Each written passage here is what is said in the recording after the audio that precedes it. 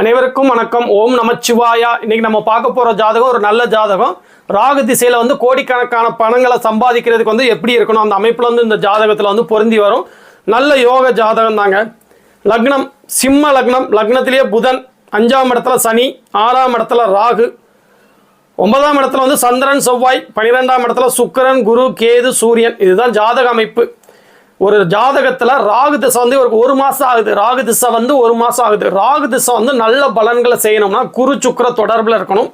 வீடு கொடுத்தவன் உச்சமாக இருக்கணும். 3, 6, 11 இருக்கணும்.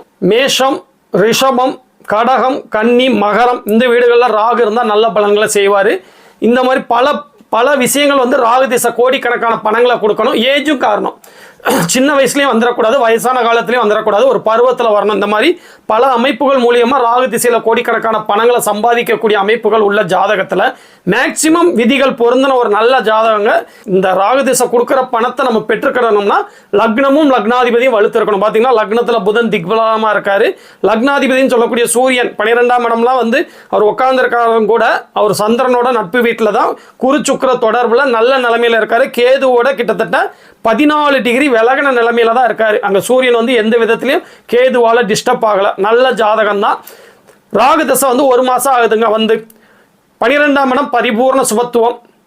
சரராசியில ராகு வாராரு. அப்ப என்ன நடக்கும்? நகர்த்துவார், வெளிநாட்டுக்கு நகர்த்துவார். வெளிநாட்டுக்கு போகக்கூடிய வாய்ப்புகள் வந்தது அங்க அப்படின்னு கேட்டேன். ஆமாங்க வந்தது, நாங்க தான் அக்செப்ட் பண்ணல அப்படின்னாங்க. இவர் எந்த தொழிலில் இருக்காருங்கிறத நான் கண்டுபிடிக்கல. உண்மையை சொல்லணும்னா இவர் எந்த தொழிலில் இருக்காரு நான் கண்டுபிடிக்கல. என்ன தொழிலில் இருக்கீங்கன்னு கேட்டேன்.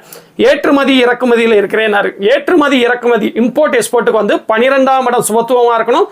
கடக வீடு சுபத்துவமாக இருக்கணுங்கிறது விதி. பார்த்தீங்கன்னா கடக வீடு தான் 12ஆம் வீடாக மாறி குரு சுக்கிர தொடர்பில் பரிபூர்ண சுபத்துவத்தில் இருக்காரு. கடகாதிபதியும் பார்த்தீங்கன்னா சந்திரமங்கல யோகத்தில் 9ஆம் இடத்துல பாக்கியஸ்தானத்தில் நல்ல நிலைமையில் இருக்காரு. ஜாதகத்தில் அவர் அப்போ பண்ணுற தொழில் கரெக்டு.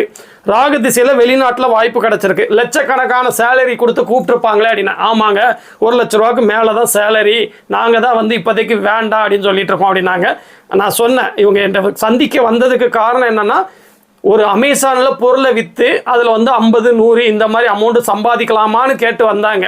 நான் சொன்ன பதில் என்னன்னா, கோடிக்கணக்கான பணத்தை ராகு திசையில சம்பாதிக்கக்கூடிய யோகம் இருக்கு. 6ஆம் இடத்துல மகர ராகுவா இருக்காரு. வீடு கொடுத்த சனி உச்சமா இல்லைன்னா கூட குருவோட வீட்டில் உட்கார்ந்துருக்கிறது, உச்ச குருவோட வீட்டில் உட்கார்ந்துருக்கிறது, உச்ச குருவாலையும் சுக்கிரனாலையும் நேரடியாக தொடர்பில் இருக்கிறது. இப்போ பார்த்தீங்கன்னா சூரியனோட பார்வையினால 1ஆம் இடம் கனெக்ட் வந்துடும். அதே நேரத்தில் சுக்கிரனோட பார்வையினால 3, 10 கனெக்ட் வந்துடும். குருவோடைய பார்வையினால 5, 8 கனெக்ட் வந்துடும். அதுக்கப்புறம் சனியோட வீட்டில் இருக்கிறதுனால 6, 7 கனெக்ட் வந்துடும். இந்த மாதிரி சுபத்துவமாக நல்ல நிலைமையில் உள்ள இந்த ராகு நான் சொன்ன எல்லா வீட்டு பலன்களையும் நல்ல விதமாக அந்த நல்ல ஆதிபத்திய ரீதியாக செய்யக்கூடிய ஒரு அருமையான ஜாதகம்.